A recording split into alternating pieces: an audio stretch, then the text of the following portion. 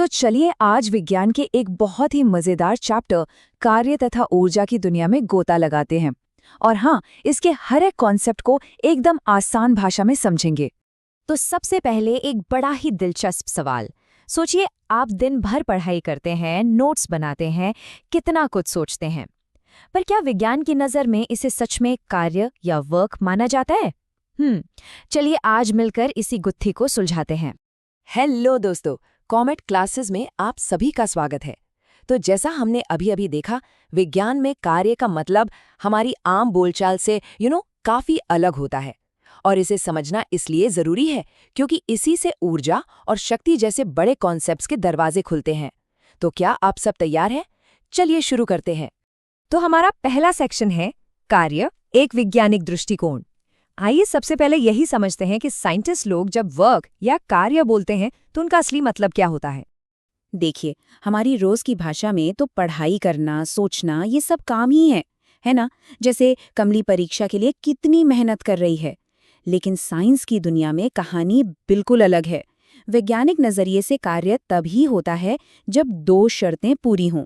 पहली, किसी चीज पर कोई बल मतलब फोर्स लगे, और दूसरी, वो चीज अपनी जगह से हिले, यानी उसमें डिस्प्लेसमेंट हो। अगर चीज हिली ही नहीं तो फिर चाहे कितनी भी जान लगा दी हो, साइंस के हिसाब से वर्क डन इज 0, कोई कार्य नहीं हुआ। तो इसे याद रखने का सबसे सिंपल तरीका क्या है? बस ये दो बातें गांठ बांध लीजिए। कार्य होने के लिए ये दोनों शर्तें एक साथ पूरी होनी ही चाहिए। पहला, वस्तु पर बल लगना चाहिए, और दूसरा, उस बल के असर से वस्तु को अपनी जगह से हिलना भी चाहिए।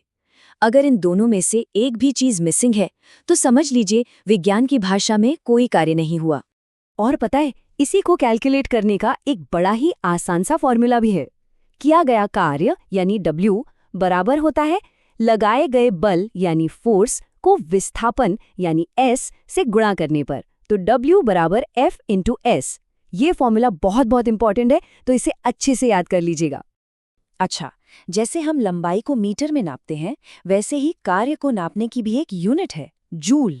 ये नाम महान वैज्ञानिक जेम्स प्रेस्कॉट जूल के सम्मान में रखा गया है।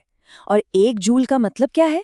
सिंपल, जब 1 न्यूटन का बल लगाकर किसी चीज को 1 मीटर खिसका दिया जाए तो हम कहते हैं कि 1 जूल कार्य हुआ। ये डेफिनेशन भी एग्जाम के लिए काफी जरूरी है। तो चलिए अब एक मजेदार सवाल हो जाए। जरा सोच कर बताइए, अगर कोई इंसान अपनी पूरी ताकत लगाकर एक दीवार को धक्का दे रहा है, पर दीवार तो अपनी जगह से 1 इंच भी नहीं हिलती, तो बताइए वैज्ञानिक रूप से उसने कितना कार्य किया? आपका जवाब क्या है? फटाफट नीचे कमेंट्स में लिखकर बताइए। अब आते हैं हमारे दूसरे सेक्शन पर, ऊर्जा, कार्य करने की क्षमता। हमने कार्य के बारे में तो सब समझ लिया, पर सवाल ये उठता है कि ये कार्य करने के लिए जो दम चाहिए, जो फ्यूल चाहिए, वो आता कहाँ से है? बस दोस्तों, उसी क्षमता को हम कहते हैं ऊर्जा। इसे ऐसे समझिए, ऊर्जा का सीधा सा मतलब है कार्य करने की काबिलियत। जिसके पास एनर्जी है वही तो वो कर पाएगा। और क्योंकि ये दोनों एक दूसरे से इतने गहरे जुड़े हुए हैं, तो इसमें कोई हैरानी की बात नहीं कि दोनों को नापने की यूनिट भी सेम ही है, जूल। और मजे की बात यह है कि ऊर्जा हमारे चारों तरफ अलग अलग रूपों में मौजूद है। जैसे एक भागती हुई गाड़ी में होती है गतिज ऊर्जा, तो एक बांध में रुके हुए पानी में होती है स्थितिज ऊर्जा। इसी तरह आग में होती है ऊष्मीय ऊर्जा, बैटरी में केमिकल एनर्जी, और हमारे घर के बल्ब में इलेक्ट्रिकल और लाइट एनर्जी। कितने सारे रूप हैं। देखिए, कार्य और ऊर्जा जैसे ये कॉन्सेप्ट्स ही हैं जो हमें अपने आसपास होने वाली घटनाओं को समझने में मदद करते हैं। और हमेशा एक बात याद रखिए, विज्ञान हमारे चारों ओर है, हमें इसे समझने के लिए बस थोड़ी सी जिज्ञासा की जरूरत है।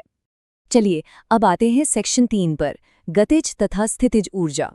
वैसे तो ऊर्जा के बहुत सारे रूप हैं, पर अभी हम 2 सबसे खास मैकेनिकल फॉर्म्स पर फोकस करेंगे, काइनेटिक यानी गतिज ऊर्जा और पोटेंशियल यानी स्थितिज ऊर्जा। तो सबसे पहले गतिज ऊर्जा। जैसा कि नाम से ही पता चल रहा है, ये वो एनर्जी है जो किसी वस्तु में उसकी गति यानी मोशन के कारण होती है। एक तेज रफ्तार कार, एक लुढ़कता हुआ पत्थर या फिर बहता हुआ पानी, इन सब में गतिज ऊर्जा होती है। और इसे निकालने का फॉर्मूला है E = ½ mv², जो एग्जाम के लिए सुपर इंपॉर्टेंट है। और दूसरी तरफ है स्थितिज ऊर्जा, ये वो छिपी हुई स्टोर्ड एनर्जी है जो किसी वस्तु में उसकी खास पोजीशन या उसके आकार की वजह से जमा होती है, जैसे एक खींचे हुए रबर बैंड में या फिर ऊंचाई पर रखी एक ईंट में। ग्रेविटी की वजह से ऊंचाई पर रखी किसी वस्तु की पोटेंशियल एनर्जी का फॉर्मूला है EP = mgh। अब एक सवाल आपके लिए, जब कोई तीरंदाज धनुष की डोरी को पीछे की तरफ खींचता है तो उस खींची हुई डोरी में कौन सी एनर्जी स्टोर हो जाती है? सोचिए और अपना जवाब नीचे कमेंट्स में जरूर बताइए। तो अब हम पहुंच चुके हैं सेक्शन 4 पर, ऊर्जा संरक्षण का नियम। दोस्तों, अब हम फिजिक्स के एक ऐसे सुनहरे नियम के बारे में जानेंगे जो पूरे ब्रह्मांड पर लागू होता है, the law of conservation of energy. ये नियम सुनने में बहुत सरल है, पर इसका मतलब बहुत गहरा है। ये कहता है कि ऊर्जा को ना तो बनाया जा सकता है और ना ही खत्म किया जा सकता है। ये सिर्फ अपना रूप बदलती है, एक फॉर्म से दूसरे फॉर्म में ट्रांसफॉर्म होती है।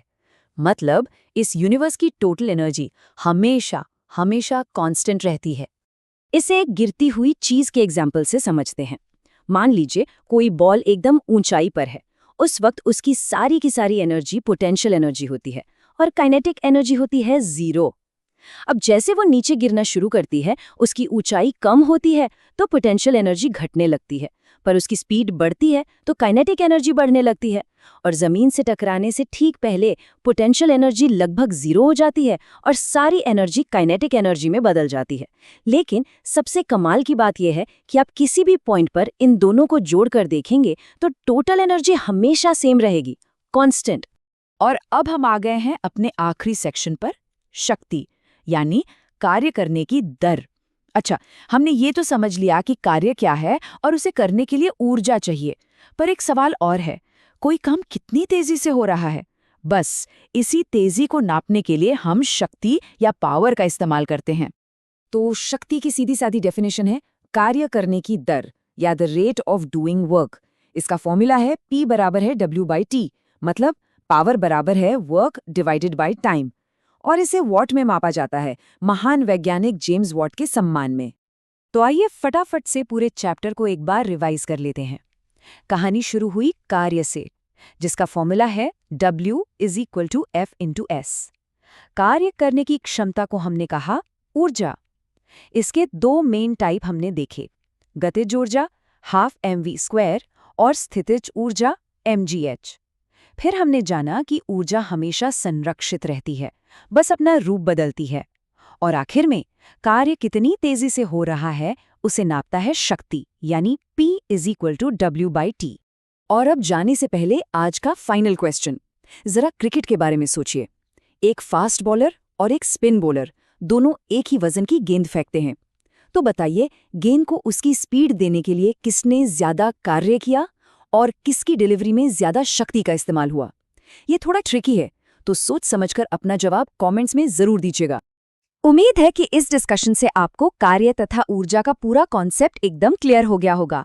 अगर आपको ये वीडियो पसंद आया तो प्लीज इसे लाइक करें, अपने दोस्तों के साथ शेयर करें और हमारे चैनल कॉमेट क्लासेस को सब्सक्राइब करना बिल्कुल न भूलें। हम आपसे मिलेंगे अगले चैप्टर में, तब तक पढ़ते रहिए।